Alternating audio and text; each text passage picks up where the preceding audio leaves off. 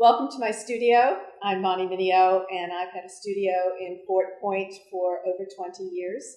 I do painting and printmaking, and I also teach workshops here in my studio. Today I'm going to do a short demo on relief printmaking. My process is fast and free. I don't do registration. I don't do any edition printing. And I do make multiples using plates many times, and I do works in a series. Each one is a unique print. There's a series that I'm working on now. I call it Seaweed with Octopus. Here's one of the prints. You can see there's multiple plates that are used in this print. Each one is inked and printed separately, and then there is time to dry between plates. Here's another one in the series. You can see that this one has a background printed. There's about 5 or 6 different plates which were inked to create the background. And after the background was made, these individual seaweed plates were put on, and the octopus was put on last.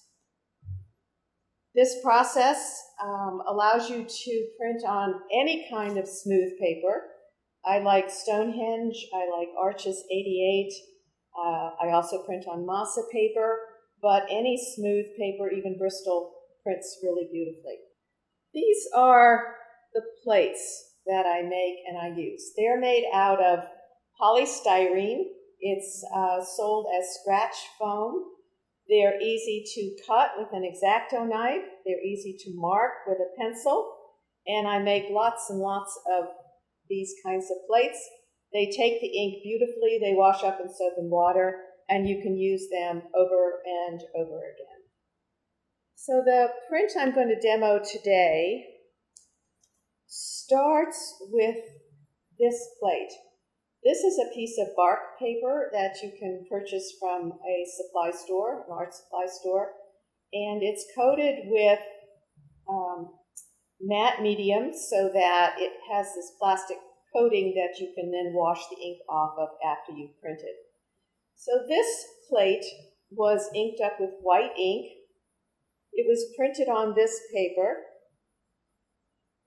The reason I love to start with some sort of an interesting background like this is this white ink will resist the ink. So it will create a texture or a pattern after you've put your plate on, pulled it off, and taken some of the ink off.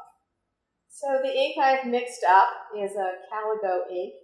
It's an oil-based ink, which is water-soluble, which means it cleans up with soap and water. This red ink that I mixed up has several different reds in it, as well as quite a bit of transparent base. And you can test your inks on a piece of paper to see how transparent they might be, and that's pretty good. And after you've moved your ink over to a little plexi plate, you take a roller, also called a brayer, and you roll your ink out till it's nice and smooth.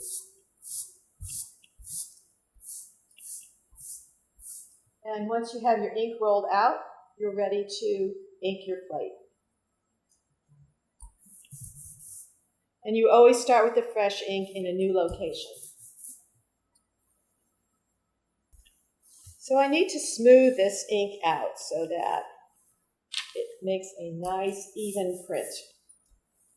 And I'll go over it several times in several different directions. And you can look at it pretty closely and see if you have any holes or any places that you missed. And this is that white paper with the white print on it. So I'm going to position my plate and drop it on my paper. Then I'm going to stick it down, trying not to move it around. So now that the plate is pretty secure on the paper, I'm going to take it over to the press and run it through. So once you've run it through the press, you then want to have the plate drop off of the paper. And just by bending the paper backwards, the plate releases.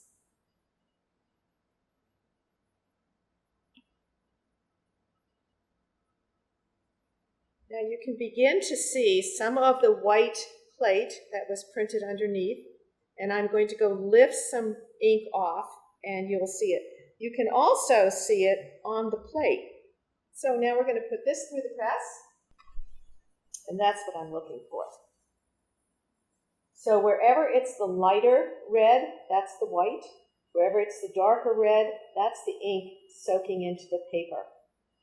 So we're going to put an orange print on top, and I like this little plate. It's kind of old and it still has its pieces, so that's good. I'm going to roll out the orange, make it nice and smooth.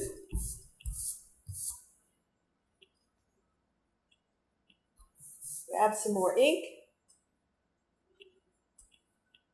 So I'm going to have this plate drop off the paper a little bit. So you decide where you want to position your plate. I'd like it to overlap somewhat. And once you decide where it goes, drop it down, stick it down, and this is ready to go over to be printed. So the same as with the red plate, we want to peel the paper back so that the plate drops off paper.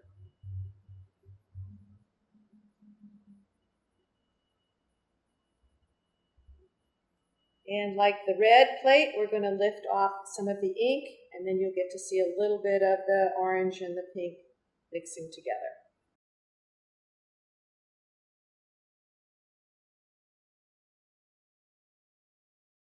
I hope you enjoyed this demonstration, and we look forward to having you back for Open Studios when it's safe to do so. If you want to see more of my work or find out about workshops, you can go to my website at bonniemineo.com. Thanks. Bye.